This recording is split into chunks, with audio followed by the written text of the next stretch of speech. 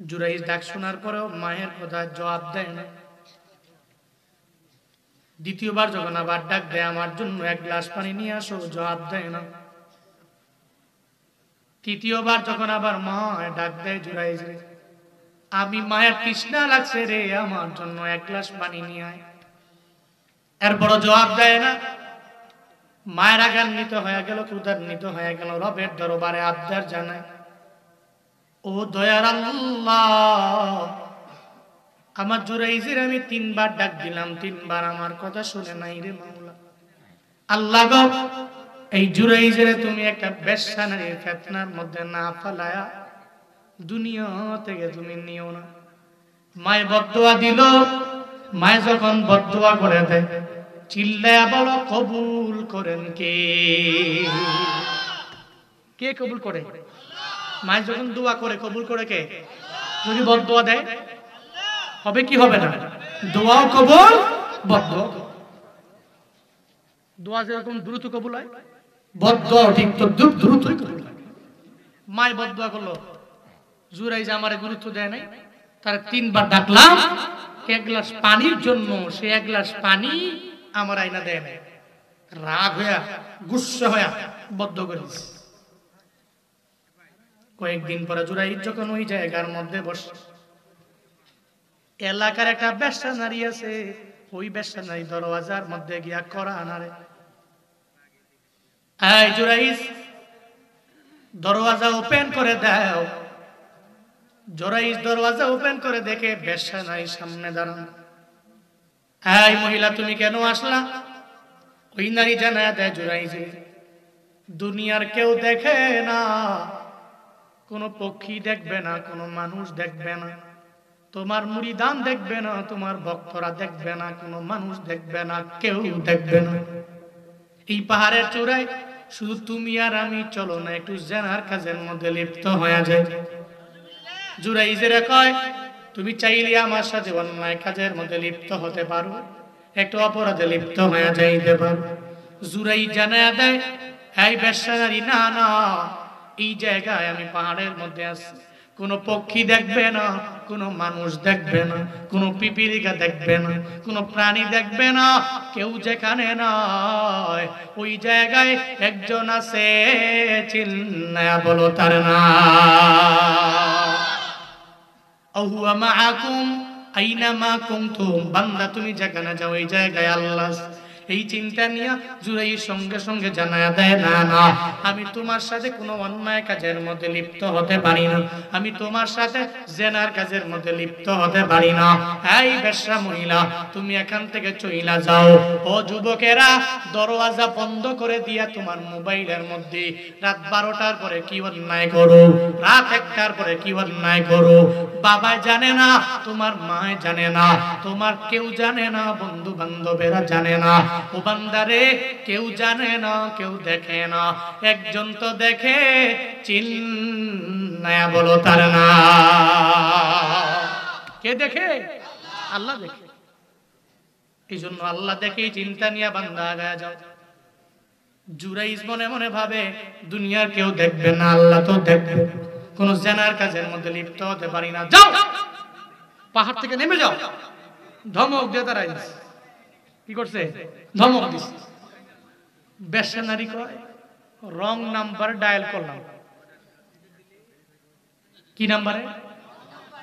এই কথা বলি, কি নাম্বার? রং নাম্বার ডায়াল করলাম। মাঝে মাঝে এখন তো প্রেম হয় মেসেঞ্জারে, ঠিক কি না? এখন প্রেম হয় হোয়াটসঅ্যাপে, ইমুতে। হঠাৎ করে দেখছে সামনে একটা আইডিয়া আসছে, মেঘ বালিকা ছবি একটা দিয়ে রাখছে, কোত্থেকে জানি কোনো এক নায়িকা, তো রিকোয়েস্ট পাঠাইছে, অ্যাকসেপ্ট করছে। ওরে সুবহানাল্লাহ, অ্যাকসেপ্ট করছে, সারাদিন খুশি, আরে সুবহানাল্লাহ, একটা মেয়ে পাইলাম। মেসেঞ্জারে সালাম দেয়, হাই হ্যালো কেমন আছো, ওদিক থেকে সুন্দর জবাব আসে। এ তো মনে মনে কয়, কপাল খুইলা গেল রে, নিজের হিরোর মতো লাগে। আমার সাথে একটা মেয়ে কথা বলে মেসেঞ্জারে, আবার চুল টুল বড় করে কাটিং কুটিং দিয়ে ভাব সবে অন্যরকম, মোটামুটি প্রেম জমায়। হঠাৎ করে একটু পরে আবার কয় যে 1-1.5 ঘন্টা কথা বলার পরে মেসেঞ্জারে এই মেসেজ করে কথা বলতে তো বিরক্ত লাগে, একটু ফোন দিতে পারি? তো অডিও করে কথা বললে কয় লগে আব্বা মা আছে, ভিডিও করে কথা বললেও কয় আব্বা মা আছে। কল ছাড়া যা অসুবিধা নাই, মেসেঞ্জারে যা করতে পারো চ্যাট করো। 2 বছর প্রেম করছে, খোঁজ খবর নাই, মনে করছে মনে কোনো মাইয়ার সাথে প্রেম করতেছি, দুনিয়ার যত পেটের ভিতরে কথা আছে সব বলে ফেলছে। একটা পর্যায়ে 2 বছর পরে দেখে এক বন্ধুর মেসেঞ্জার ঘাইটা ওই বন্ধু ওই মেঘ বালিকার সাথেই কথা বলে। আছে না নাই? আমারে মনে করেন আমি বুড়া হুজুর, আমি জগতের হুজুর, ঠিক কিনা? আমি বুড়া ডুরা হই না, আমি জানি, আমি বুঝি। পরে 2 বছর পরে কয় কিরে বন্ধু তুমি এলো কথা কও। কথা কই হে তো আমার পাশের বন্ধু। কারে কও কি? 2 বছর যে প্রেম করলাম কার সাথে করলাম? তাহলে রং প্রোফাইলে নক করলাম, এরকম রং নাম্বার ডায়াল করিয়া অন্যায় করা যায় না সব জায়গায়। যদি মেয়েটা ভালো হয়, তুমি যদি যায় বলো তুমি প্রেম করবা, সে বলে ইন্নী আখাফুল্লাহ, আমি তো আল্লাহকে ভয় করি। তোমার মতো যুবক ছেলে আমার সাথে অন্যায় কোন প্রেমে জড়াবা জীবনেও সম্ভব না। যদি তোমাকে ধমক দিয়ে তাড়িয়ে দেয় তখন তুমি বলবা যে দূর রং জায়গায় ডায়াল করলাম। লোকটা যদি ভালো হয় তুমি যদি বলো অ্যাকসেপ্ট করবে না, কিন্তু যদি খারাপ হয়, যদি 7 ঘাটের পানি খাওয়াই না থাকে, তাইলে দেখবা তুমি কোয়ার পরে কবে যে হ্যাঁ অ্যাকসেপ্ট, ঠিক কি না? টিপস শিখিয়ে দিলাম। আল্লাহ আমাদের প্রত্যেককে সঠিক বুঝ দান করেন। আল্লাহ যুবক ভাইদেরকে দ্বীনের জন্য কবুল করেন। আল্লাহ সঠিক পথে পরিচালিত করেন। সকলেই পড়ি আমিন। মহিলা কয় জোর মনে করছি তার কাছে আসার পরে মনে হয় কোনো অন্যায় করা যাবে, কোনো অপরাধ করা যাবে, জেনা করা যাবে, কিন্তু সে আমরা ভাগায় দিল। পাহাড় থেকে নামলো, নামার পরে গিয়া দেখে একটা রাখাল শুয়ে রয়েছে। রাখালের কাম কি? রাখালের কাম হলো রাখাল গিরি করা। এইটু রাখাল সারাদিন লাগায় যখন মেষ চড়াইল, একটা পর্যায়ে যায় রাখাল যখন ঘুমায় রইল, রাখাল যায় নখ দেয়, এই রাখাল তুমি আমার সাথে অন্যায় কাজের মধ্যে লিপ্ত হয়ে যাবা কিনা? রাখালে কয় এলাকার মধ্যে ঘুইরা কোনো মাইয়া পাই না, মহিলা পাই না, আমারে বুঝি একটা মহিলা কয় তার সঙ্গে জেনা করবো কিনা, অ্যাকসেপ্ট করে নিলাম। রাখালের সাথে জেনা করলো, একটা পর্যায়ে যাইয়া ওই তার পেটের মধ্যে একটা বাচ্চা পর্যন্ত চলে আসলো। এবার ওই মহিলাটা 5-6 মাস যাওয়ার পরে যখন গর্ভবতী একটা ভাব, পেটের মধ্যে বাচ্চা আছে, এলাকার বিভিন্ন জায়গায় যায়, এলাকায় বিভিন্ন জায়গায় ঘুরে বেড়ায়। এবার ওই মহিলাকে দেখার পর এলাকার মানুষেরা বলে, এই বেশ্যা নারী, তোমার পেটের মধ্যে বাচ্চা দিল কেডা? তোমার জামাইকে। তোমার জামাইয়ের ব্যাপারে, স্বামীর ব্যাপারে সন্ধান দাও। ওই বেশ্যা নারী বলে, ওই যে পাহাড়ের চূড়ায় দাঁড়ায়া দাঁড়ায়া ইল্লাল্লাহর জিকির করে আর নিজের পীর ঘোষণা করে, ওই জুরাইজ হলো আমার স্বামী, আমার পেটের বাচ্চার বাবা হলো জুরাইজ। এদের তো মাথা বড় গরম হয়ে গেল। সারাদিন লাগাইয়া যে মানুষকে ভালো কথা বলে, ভালো কাজের উপদেশ দেয়, ও বুঝি পাহাড়ের চূড়ায় বৈশা বৈশা এই অন্যায় বুঝি করে, এই অপরাধের সাথে নাকি নিযুক্ত হয়ে গেল। এলাকার মানুষের মাথা গরম হয়ে যায়। সব এলাকার লোকেরা দৌড়াইয়া পাহাড়ের চূড়ার মধ্যে যায়, জুরাইজরে মারে, কোনো কথা বলে না। একটা পর্যায়ে জুরাইজরে ধইরা পাহাড় থেকে নিচে নামায়া দেয়। মারতে মারতে মারতে মারতে যখন নিচে নেমে আনলো, জুরাইজ জানায়া দেয়, কেন মারো রে? মারার ব্যাপারে কারণ কি আমারে জানায়া দাও। এলাকার লোকেরা বলে, চুরি চুরি সিনা চুরি, একবারে তুমি অন্যায় করলা, আবার বললো কেন মারি? তুমি উপর দিয়ে বুঝি ফিটফাট, ভিতরে ভিতরে সদর ঘাট। তোমার উপর দিয়া ভালো, তোমার ভেতর দিয়া ভালা না। তুমি উপর দিয়া মনে করো তুমি একজন উলিয়ে কামেল, কিন্তু ভিতরে ভিতরে মহিলা মানুষ নিয়ে ওখানে অন্যায় করো, জেনার কাজের মধ্যে লিপ্ত হয়ে যাও। জুরাইজ কয়, না না, আমি ওই মহিলার সাথে কোনো জেনার কাজের মধ্যে লিপ্ত হই নাই। মহিলা গিয়েছে, কিন্তু মহিলার সাথে কোনো অন্যায় আমি করলাম না, কিন্তু এলাকার লোকেরা মানে না। জুরাইজের বারবার মারে। জুরাইজ কয় আমারে কেন মারো, আমি তো করলাম না। কয় মিথ্যা কথা বলবা না। কয় মিথ্যা বলি না। কয় মিথ্যা যদি না বলো তাইলে প্রমাণ দাও, এই যে পেটের বাচ্চাটা তোমার সন্তান নাই, ব্যাপারে প্রমাণ দিয়া দাও। জুরাইজ দাঁড়াইয়া আমার রবের দরবারে আবদার জানায়, ও দয়ার মালিক আমার আল্লাহ, আমি জানি তুমিও জানো এই মহিলার পেটের বাচ্চা আমি জুরাইজের না। ও আল্লাহ তুমি জানো আমি জুরাইজের বাচ্চা তার পেটের মধ্যে নাই। তবে আল্লাহ গো এটা প্রমাণ আমি কেমনে দেব আমার জানা নাই। এতটুকু আমার জানা আছে, ওই বাচ্চার জবানটা যদি তুমি কইলা দাও আল্লাহ গো, তাইলে ওই বাচ্চা তার জবান দিয়া বলে দিবে আমি তার রিয়েল বাবা নাকি আর একজন তার রিয়েল বাবা। আল্লাহর দরবারে আবদার জানায়, ও আল্লাহ আমার কোনো পুঁজি এই দুনিয়ার মধ্যে নাই, আমি তোমার দরবারে দুনিয়াবি লাইনে কোনো কিছু তোমার দরবারে চাই নাই। জুরাই যখন রবের দরবারে বারবার আবদার জানায়, আল্লাহ কবুল করে নেয়। আল্লাহ তো তার বান্দারে ওই জায়গার মধ্যে অপমানিত করবে না। ওই যে মায়ের বদদোয়া, ওই বদদোয়াটা একটু পরিচালিত করার জন্য আমার মাওলা একটু তার কুদরতটারে আমার মাওলা খাটাইলেন। আল্লাহ কবুল করে নিলেন। জুরাইজের দোয়াও কবুল হয়ে গেল। জুরাইজ কয়ে দাঁড়াও, আমারে মাইরো না। এই মহিলা তুমি আমার সামনে দাঁড়াও। এবার যখন জুরাইজ মহিলার সামনে দাঁড়ায়, ওই মহিলার পেটের বাচ্চার দিকে শাহাদাতি আঙ্গুল দিয়া রবের দরবারে আবদার জানায়, ও দয়ার মালিক আমি জুরাইজ জানি আমি বড় নিমখারাম, আমি বড় গুনাহগার, কিন্তু আল্লাহ গো এই পেটের বাচ্চাটার জবান তুমি চাইলেই তো তুমি খুলে দিতে পারো। তুমি রাজা দিরাজ, ওই সন্তানের মালিক তুমি আল্লাহ। ও আল্লাহ এই বেশ্যা নারীর পেটের মধ্যে যেই বাচ্চা আছে তার জবানটা তুমি কইলা দাও। শাহাদাতি আঙ্গুল দিয়া ইশারা করতে দেরি হয়ে যায়, বলে এই মহিলার পেটের বাচ্চা তুমি জানায়া দাও তোমার বাবাকে। সঙ্গে সঙ্গে ওই মহিলার পেটের বাচ্চার জবান একজনে খুলে দেয়, চিন্না বলো তার না কাদের কুদরতদারি বর কামাল আনতা রব্বি আনতা হাসবি যুল জালাল তুহি কাদের জলিলুল্লাহ জাহাদা বহর হালে তুই মেরা নেগাহদা। জবান খুলে গেল। কাই তুমি বলো তোমার বাবাকে। জবান আল্লাহ পাক খুলে দিলেন। বেশ্যা নারীর পেটের বাচ্চায় কয়, এই এলাকার লোকেরা, এই যে জুরাইজ উনি আমার রিয়েল ফাদার নয়, তোমাদের পাশে দাঁড়িয়ে আছে যে রাখাল, ওই রাখালই হচ্ছে আমার রিয়েল বাবা। সুবহানাল্লাহ জোরে পড়বেন না? আরো জোরে চিল্লায়া পড়বেন না?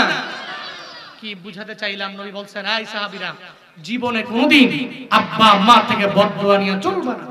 যারা দুনিয়াতে আব্বা আম্মার থেকে বদদুয়া নিয়ে আগায় এরা তো কামিয়াব হতে পারে না। মৃত্যুর আগে হইলেও আল্লাহ পাক জীবনে একবার হইলেও ওই বদদুয়া তোমার উপরে তো বর্তাবেই। আল্লাহ পাক এটা তোমার পুরো লাইফেই একটা পরিবর্তন ঘটায়া দিবে ওই বদদুয়ার কারণে। যদি এখন মনে করো আম্মারে ধমক দিলাম, কই ব্যবসা তো ঠিক, চলাফেরাও ঠিক, ঘরে খানাও ঠিক, এই আব্বার ধমক দিলাম, আব্বাই কষ্ট পাইছে, চলি তো ভালোই, সন্তানটা ভালোই আছে, সুন্দর চলতেছি না, মৃত্যুর আগে হইলেও একবার এটা কার্যকর হবে। এই যুবকেরা আজকে দিকে নিয়ত করো, তোমার আব্বাই তো খ্রিস্টান না, তোমার মা তো মুশরিক না, হিন্দু না, বৌদ্ধ না, তুমি নিয়ত করো জীবনে মৃত্যুর আগে একবার হইলেও আমি আব্বা আম্মার সাথে কোনো অন্যায় আচরণ করব না, এদের ধমক দিব না। কারা কারা পারবা দুটা হাত তুলে আল্লাহকে দেখায় দেয়।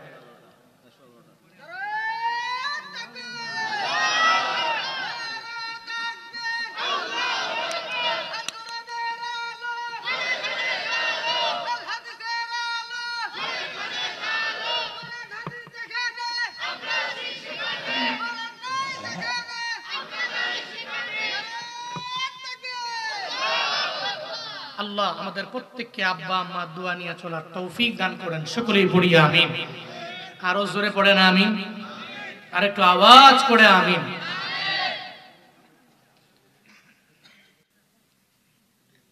আবু উবাইদা ইবনুল জাররাহ চিন্তা করে আল্লাহ পাক বলছেন কাফের, খ্রিস্টান, মুশরিক যদি তোমার আব্বা হয়, ওয়ালা তুতিহুমা, এদেরকে আনুগত্য করো না, তবে এদের সাথে কওলে মারুফ যেগুলো আছে, ভালো কথা আছে, এগুলো বলো। চিন্তা করে যারা আমার বাবা বদরের প্রান্তরে আসলো, আমি তার সাথে কেন যুদ্ধ করি? নিয়ত করছে আজকে আব্বার সামনে যুদ্ধের ময়দানে কোনোভাবেই পড়বো না। সুবহানাল্লাহ পড়বেন না? ও মিয়া, নিয়ত তো আমরা করতে পারি, এই নিয়ত পূরণ করতে পারে কে? আরো জোরে বলে না কে? নিয়ত করি তো আমরা, নিয়ত করলাম যে ঢাকায় যাবো, নিয়ত করলাম, কিন্তু পূর্ণ করবে কে? নিয়ত করলাম সিরাজগঞ্জ শহরে যাবো, নিয়ত করলাম বাইক দিয়ে রওনা হব, কিন্তু ওই গন্তব্যস্থান পর্যন্ত এই নিয়ত পূরণ করবে কে?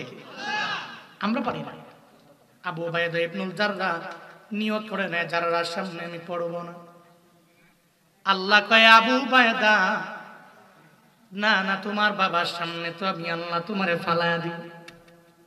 বদরের প্রান্তরে নামলেন, সামনে জাররা যখন বাবা দাঁড়ায় গেল, বাবার সামনে দাঁড়ায় আবু উবাইদা যখন সামনে পড়ে গেল বদরের প্রান্তরে যুদ্ধের ময়দান, ওই জায়গায় যা মনে মনে চিন্তা করে আমার বাবার হাতে, বাবার শরীরের মধ্যে আগে আমি তরবারি চালাবো না। কিন্তু যারা তো মুশরিক, উনি শিরকের গুনাহের মধ্যে বারবার লিপ্ত হয়ে যায়। মনে রাখবারে বাবা, মুসলমানদের দিলের মধ্যে যেই পরিমাণে মায়া আছে, কোন হিন্দুর দিলে এত মায়া নাই। যদি মায়া থাকতো তাহলে এদের মন্দির তো আমরাই পাহারা দিলাম, এদের গির্জাগুলো আমরাই তো পাহারা দিলাম, এদের মন্দিরগুলো পাহারা দিতে গিয়া রাত্রি রাত আমরা ঘুমাইলাম না। স্বৈরাচার বিদায় নেওয়ার পর মাদ্রাসার হুজুররা গিয়া জামাতে ইসলামের কর্মীরা, শিবিরের কর্মীরা, ইসলামী আন্দোলনের কর্মীরা, এদেশের ওলামায়ে কেরামেরা মন্দির পাহারা দেওয়ার জন্য এদের মন্দিরের পাশে গিয়া দাঁড়ায় গেল। কিন্তু কপাল বুঝিয়ে তো খারাপ, এদের একটা দল আছে ইসকন, আর ইসকনেরা আমগরে মনে করে আমরা এদের দুশমন, আমরা এদের মন্দির পাহারা দেই, আর চট্টগ্রামে আমাদের মসজিদেরা ভেঙ্গে চুরমার করে দেওয়ার জন্য এরা মসজিদের মধ্যে ঢুকলো। মনে রাখবারে বাবা, যতই এদের প্রতি বারবার বারবার দরদ দেখাও, মনে রাখবা এরা মুসলমানদের ভালো চায় না, এরা চায় এদেশের মধ্যে ইসলামটাকে মুছে হিন্দু ধর্মটারে দাও। মনে রাখবা তোমরা যতদিন আসো তোমাদের আমরা সাপোর্ট দিয়ে দেব, কিন্তু যদি গাজওয়ায়ে হিন্দ আমাদের দরবারে আসে, কাফনের কাপড় মাথার মধ্যে নিয়া আমরাও মাঠে নাইমা কাফেরদের বিরুদ্ধে যুদ্ধ করতে তৈয়ার আছি, ঠিক কিনা? কারা কারা তৈয়ার আছো? তুমি হাত তুলে আল্লাহকে দেখায়া দাও, লিল্লাহি তাকবীর।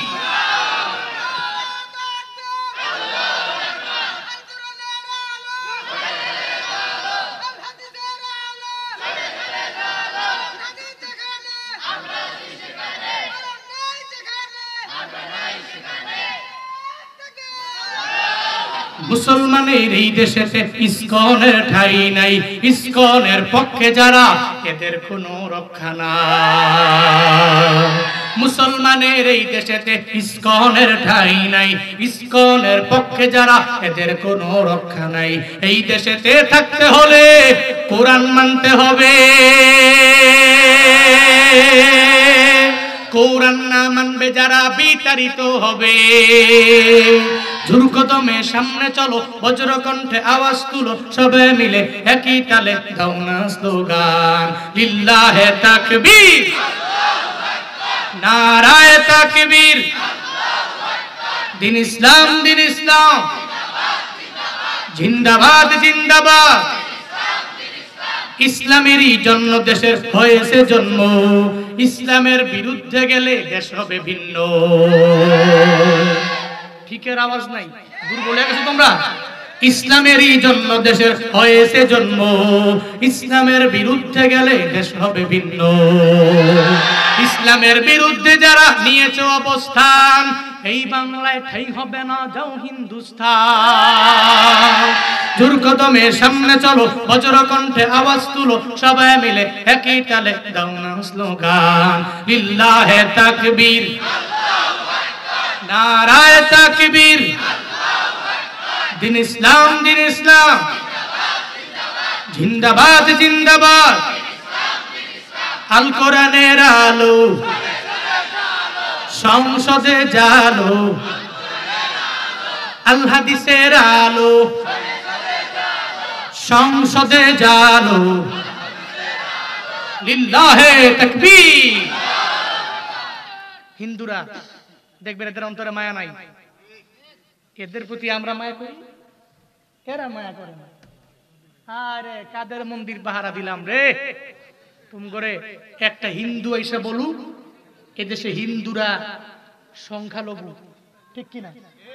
মুসলমানরা এত পরিমাণে বেশি, যেখানে 95% মুসলমান শুধু। এরপরেও কোনো হিন্দু সামনে দাঁড়ায় বলুক আমি হিন্দু হওয়ার কারণে বাজারে যাওয়ার পর এরা মারছে, এরা আঘাত করছে, এরা জুলুম করছে, এরা নির্যাতন করছে, জীবনেও কোনোদিন কোনো হিন্দু এটা বলতে পারবে না বাংলাদেশে। কিন্তু ভারতে কয়েকদিন পরে পরে এরা মসজিদ ভেঙে ওই জায়গায় মন্দির নির্মাণ করে। আবার এরাই আমাদেরকে মানবতার গান শোনায়। এদের মতো অমানবিক এবং সাম্প্রদায়িক বিশ্বে কোনো রাষ্ট্র নাই, চিল্লা এখন ঠিক কিনা? এরা আবার আম করে শোনায় এরা মানবিক না, অথচ আমাদের মতো মানবিক কোথায়? একটা হিন্দু এসে বলুক মিডিয়ার সামনে তার উপরে জুলুম করা হয়েছে, তার উপর নির্যাতন করা হয়েছে। আবু উবাইদা ইবনুল জাররাহ, আবু উবাইদা কয় মনে তো মায়া, কারণ ইসলাম আছে তো, সুবহানাল্লাহ পড়বেন না? আরে বাবা, ঈমানটা নিয়ে যারা অগ্রগামী হয় এদের দিলটা তো বড়, এদের মনটা তো বড়। বাবার সামনে তরবারি আমি চালাবো না, কিন্তু বাবা তো মুশরিক, বাবার দিলে সন্তানের প্রতি বিন্দু মাত্র পরিমাণ মায়া নাই, সঙ্গে সঙ্গে তরবারি ধরছে, তোকে মেরে ফেলবে। এবার আবু উবাইদা কয় আর আমার বাবার কথা শোনা যাবে? এখন বড়কে বাবা না আল্লাহ? ওই পর্যায়ে মা না আল্লাহ? ওই পর্যায়ে ভাই না আল্লাহ? বলেন না কে? ওই পর্যায়ে নিজের ছেলে না আল্লাহ? ওই পর্যায়ে নিজের চাচা না আল্লাহ? ওই পর্যায়ে নিজের জেঠা না আল্লাহ? কে? এবার মনে করলো যে প্রায়োরিটি আর বাবাকে দেওয়ার সময় নাই, তরবারি দিয়া আল্লাহ কয় ওই আবু উবাইদা তুই চাস দূরে থাকবি, আর আমি চাই তোর বাবার সাথে যুদ্ধের ময়দানে তোরে ধরে খাওয়া দিব, দুইজনে মিল্লা যুদ্ধ করবি। আল্লাহ কয় আমি তার প্রতি এত রাজি হয়েছি যে সে যখন তরবারি নিয়ে বাবার সাথে যুদ্ধ করার জন্য তরবারি চালাইলো, যাররা দুনিয়া থেকে বিদায় নিয়ে জাহান্নামী হলো, আবু উবাইদা বিজয় হয়ে গেল। এই বিজয় দান করেছেন কে? আল্লাহ রাজি হয়ে নবীকে জানাইছেন, আয় নবী ওয়ালা তাজিদু কওমান ইউমিনুনা বিল্লাহ ওয়াল ইয়াউমিল আখির ইউওয়াদুনা মান হাদাল্লাহ ওয়া রাসূলা। আপনি পাবেন না ওয়ালা তাজিদ কওমান ইউমিনুন বিল্লাহ, আল্লাহর প্রতি ঈমান আননেওয়ালা সম্প্রদায়কে আপনি পাবেন না। ওয়াল ইয়াউমিল আখির, আখিরাতের দিনের প্রতি যারা ঈমান আনছে এদের আপনি পাবেন না। কোন জায়গায়, কোন অবস্থানে? ইউওয়াদুনা মান হাদাল্লাহ ওয়া রাসূলা, যুদ্ধের ময়দানে যাওয়ার পরে এরা এদের সাথে এদের আব্বা আম্মা থাকবে, এদের ভাই থাকবে, এদের আশিরতাহুম আত্মীয় স্বজন থাকবে, থাকার পরেও এরা আল্লাহকে প্রায়োরিটি দিবে। আল্লাহর বিরুদ্ধে না যায়া, রাসূলের বিরুদ্ধে না যায়া, নিজের আব্বা আম্মা দাদা দাদি তাদের প্রত্যেকটা বংশধরের বিরুদ্ধে যাবে, কিন্তু আল্লাহ এবং রাসূলের বিরুদ্ধে যাবে না। এরপর আল্লাহ পাক বলছেন এটা কেন হয় জানেন? নবী আবু উবাইদার কেন হয়েছে জানেন? উলাইকা কাতাবা ফি কুলুবিহিমুল ঈমান। আল্লাহ পাক বলছেন তিনি তো তাদের অন্তরের ভিতরে ঈমানটাকে লিপিবদ্ধ করে দিয়েছেন। সুবহানাল্লাহ পড়বেন না? এই সমস্ত মানুষ কেমনে পারে তার বাবার বিরুদ্ধে লড়াই করতে যুদ্ধের ময়দানে? কেমনে পারে? পারে কেমনে জানেন? আল্লাহ তাদের অন্তরে কাতাবা ফি কুলুবিহিমুল ঈমান, তাদের অন্তরে আল্লাহ পাক রব্বুল আলামিন ঈমানটাকে লিপিবদ্ধ করে দিয়েছেন।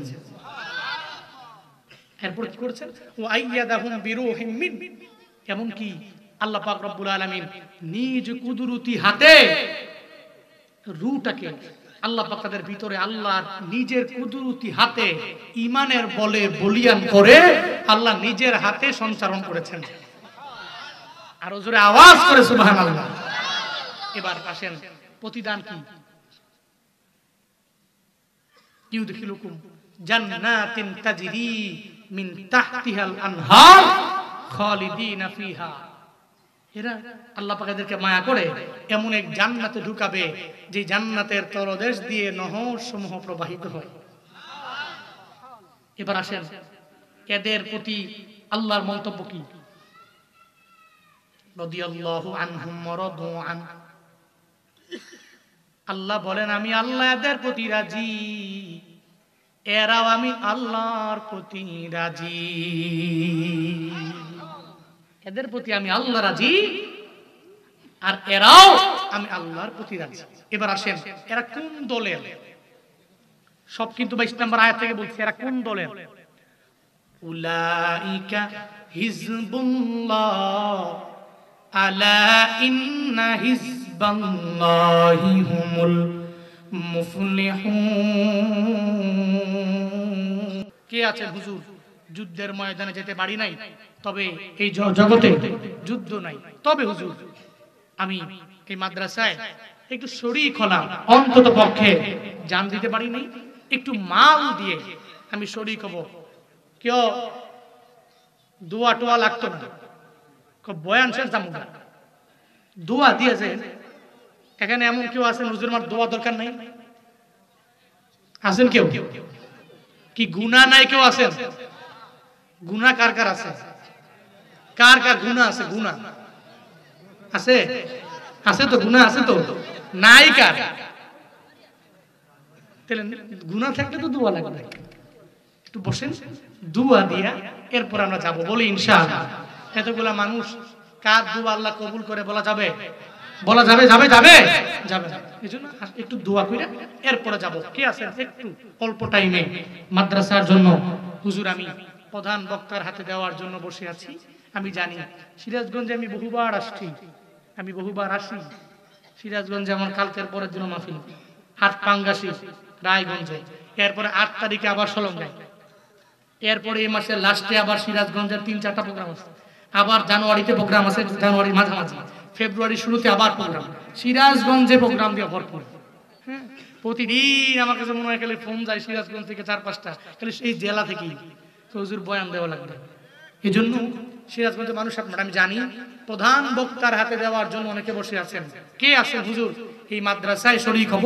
আমি জানি লং টাইম দ্বিতীয় বক্তা। হ্যাঁ, কি মাদ্রাসা? দারুল আরকাম। এই মাদ্রাসার ভিতরে দারুল আরকামের, আচ্ছা আচ্ছা, এই মাদ্রাসার ভিতরে দারুল আরকামের শিক্ষকেরা এরা শরীক হয়েছেন। কত? নগদ দিয়েছেন 3000 টাকা। পড়েন মারহাবা। আল্লাহ পাক এদের দানকে কবুল করেন, মঞ্জুর করেন। আল্লাহ এই দানকে উসিলা করে এদের মনের সমস্ত নেক বাসনা পূরণ করে দেন। আল্লাহ এই মাদ্রাসাকেও কবুল করেন। পড়েন আমিন। মোহাম্মদ খলিলুর রহমান 1000 টাকা আল্লাহ কবুল করেন। মোহাম্মদ জেল হক 3000 টাকা আল্লাহ কবুল করেন। এরপর কি আছেন? মৃত মরহুম মোহাম্মদ আলী নামে দিয়েছেন 560 টাকা। আল্লাহ পাক কবুল করেন, সকলেই পড়ি আমিন। আল্লাহ এই দানকে উসিলা করে মৃত মোহাম্মদ আলীর কবরকে জান্নাতের বাগান বানিয়ে দেন। কি মিয়া? মজনু মিয়া দিয়েছেন। হ্যাঁ, আচ্ছা আচ্ছা, বল বল। আপনি যেমনে কইছেন আপনারা না শুনে যামই না। হ্যাঁ, মজনু মিয়া নগদ দিয়েছেন 600 টাকা। আল্লাহ পাক কবুল মঞ্জুর করেন। পড়েন আমিন। আলহাজ আমিরুল ইসলাম ভুইয়া নগদ দিয়েছেন 1, আল্লাহ কবুল করেন। আর কি আছেন? আর কি আছেন? সামন থেকে দেওয়ার মতো। এই কিও দেখছো নি কারবারটা? ধরেন ধরেন ধরেন, দুইটা জোর করে বল।